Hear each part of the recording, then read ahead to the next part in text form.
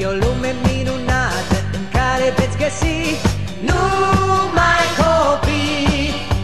O lume cu mult soare și mii de șucării pentru copii. În lumea cu povești și flori veți întâlni numai copii. Și o lumea inocenței păstrați-o orice-ar fi pentru copii. Ieri am fost și noi copii, dar timpul ne-a schimbat.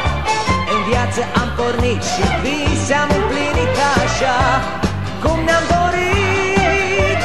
Gânduri bune câte am strâns și tot ce-am învățat. Copiilor să dăm iubirea ce-o purtăm cei buni, să le arătăm lume minunată în care veți găsi numai copii. o lume cu mult soare și mii de jucării pentru copii. în lumea cu povești și flori veți întâlni Numai copii. și o lume inocentă păstrați orice-ar fi Pentru copii. Ieri am fost și noi copii, dar timpul ne-a schimbat. În viață am pornit și vise am împlinit așa cum ne-am dorit. Gânduri bune câte am strâns și tot ce-am învățat. Copiilor să dăm iubirea ce-o purtăm cei buni, să le arătăm ce zâmbet poate fi mai sincer, mai curat. Ce ochi știu a vorbi atât de adevărat. e o lume minunată în care veți găsi numai copii. O lume cu mult soare și mii de jucării pentru copii. În lumea cu povești și flori veți întâlni numai copii. Și o lumea inocenței păstrați orice-ar fi pentru copii.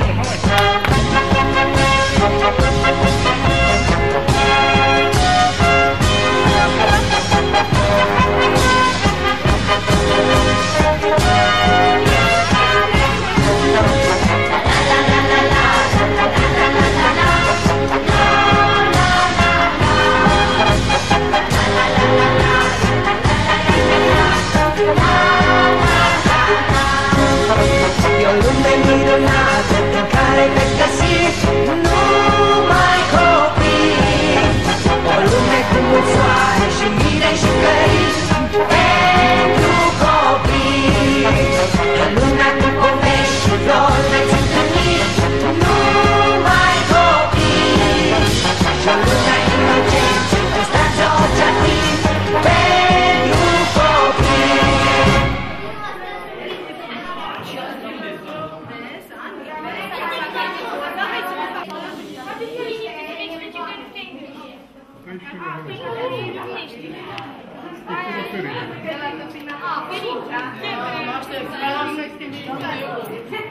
O să vedeți în partea de jos a muzeului diverse exponate descoperite pe teritoriul județului nostru. La unele mari, la Ognița, la Valea Răii și așa mai departe, la Râuri. Cineva mă întreba în legătură cu vasele astea de aici, da? Ei, sunt urne funerare. Ce se întâmplă? Existau anumite popoare care își incinerau morții. Îi incinerau, ce rămânea din ei, îi puneau în vasele astea mai mari sau mai mici. Uitați un vas mare acolo, cenușa, pe care o îngropau. Da, nu se deau să facă gropi, cum știm noi astăzi. Erau puse lângă ea obiectele care îi aparținuseră defunctului și deasupra se ridica o movilă de pietre și de pământ. Uitați cum vedeți în fotografia de acolo. Păi ce, oase ce rămân? Le ardea pur și simplu, nu le... Ei, haideți în sala următoare. Bun. Ei, sunt... Ce vedeți voi aici, copii?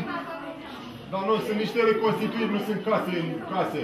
Sunt reconstituiri după casele din acele vremuri, deoarece casele nu au mai rămas, să e singur motiv. Dar de ce? Despre ce lucruri? Ce anume lucruri? sunt folosite la pregătirea fierului, da? La prelucrarea fierului. Pentru că fierul nu e cum îl vedem noi în magazin. E un minereu pe care este prelucrat. Deci obiectele pe care le vedeți aici sunt descoperite la Ognele Mare Ognița. Acolo a fost o așezare dacică și au avut loc săpături neologice. Și au ieșit la iveală în urma acestor săpături tot felul de obiecte. Obiecte de uz casnic, da? Seceri, brăzdare de plug, foarfeci, ace de cusut, obiecte de podoabă în spatele vostru acolo, fetele, da? Mărgele, inele, cercei, nu sunt ca cele din zilele noastre, sunt numai din fier, nu sunt din aur și argint. Nu sunt din metale prețioase. Aici era un atelier de prelucrare a metalelor, un furnar de dimensiuni mai mici. Din lemn era făcut, de ce era să-l facă? Cărămidă nu avea pe vremea aia.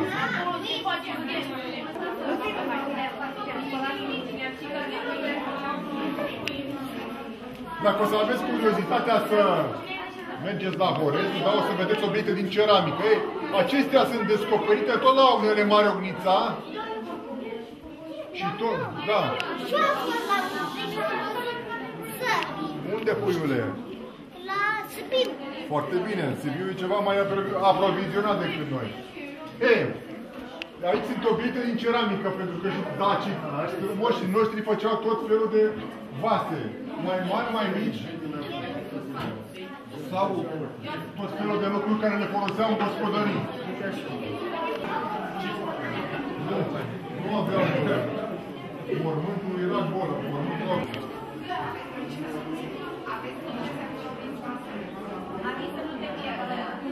Am ajuns la, pentru că mergem așa, ca într-o carte, am ajuns la Stolniceni. Stolniceni este o așezare de combinată chimic de astăzi. Se puie, pentru că oamenii își construiau case și casele erau din lemn. Cu ce erau să le prindă? Cu superglue nu le prindeau, le prindeau în cuie, ca și în zilele noastre. Mai îndoiți, care mai și îndoiau din când ce frumos și nou. Este descoperită la Stolniceni. Acolo a fost o așezare romană importantă. Din ea a mai rămas ce vedeți voi acolo, copii. Termele sau băile publice. Romanii nu aveau băile lor acasă cum avem noi. Nu. Erau băi publice, băi termale. Erau adus la apa termală de la Cărimări. Știi la Cărimări? Sunt strâns apele la termale.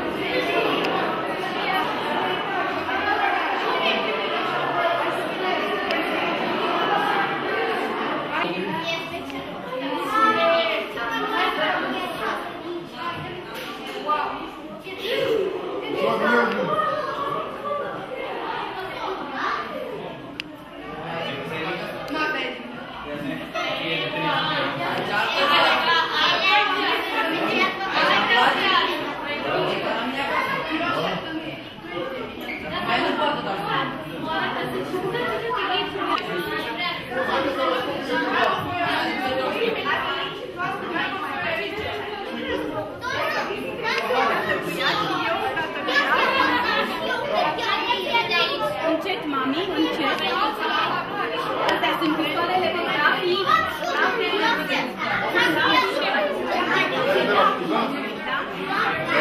Au valoare,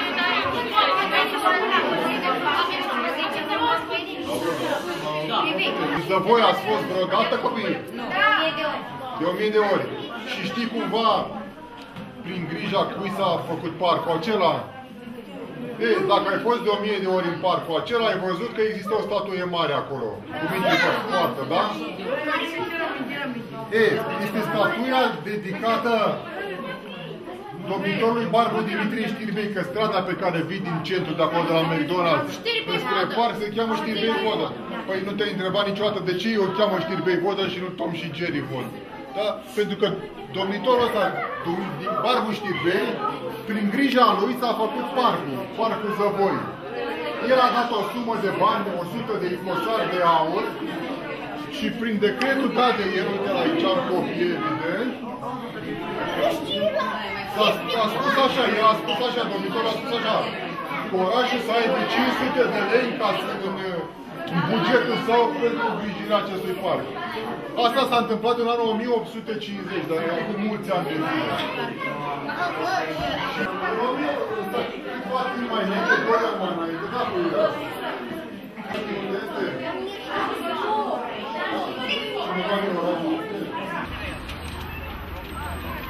Hai în față, uitați-vă în față, băi! Da, aici!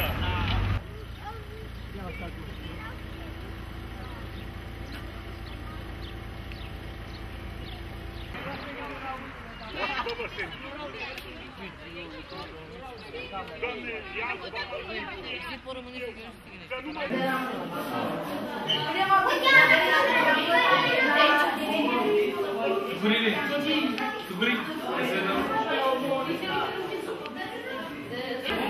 Ce mic, how big it is. Uite-mi, mai big. Tito Shoppy!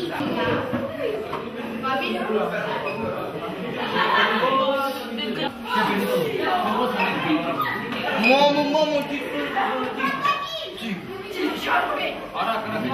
băi! Nu mi-am baterie!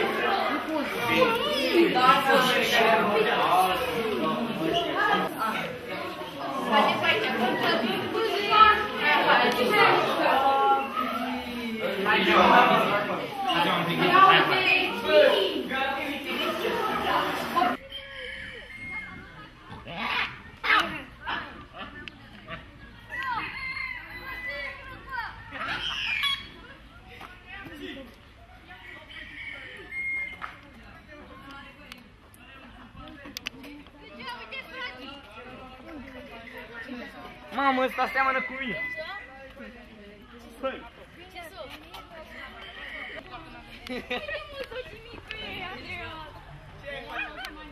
Nu am omoară, ce-i face? Da, uite cum are cena!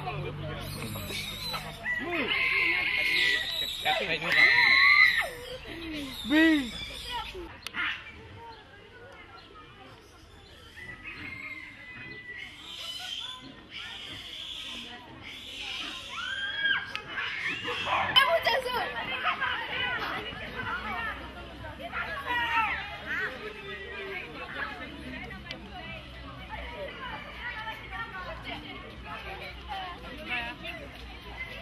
Astăzi, 1 iunie 2022, Partida Romilor Vâlcea s-a deplasat, pentru că e și sărbătoare, s-a deplasat la Muzeul de Istorie cu copii, în jur de 100 de copii, pentru a le arăta și lor ce înseamnă 1 iunie 2022.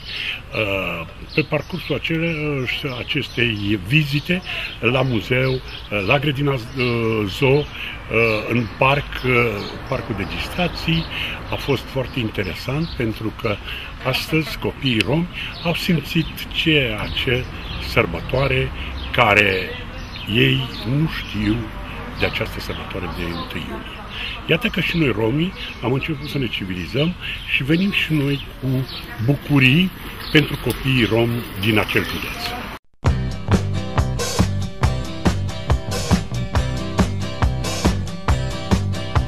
E o lume minunată în care veți găsi numai copii. O lume cu mult soare și mii de șucării pentru copii. În lumea cu povești și flori veți întâlni numai copii. Și o lume a inocenței, păstrați-o orice ar fi pentru copii.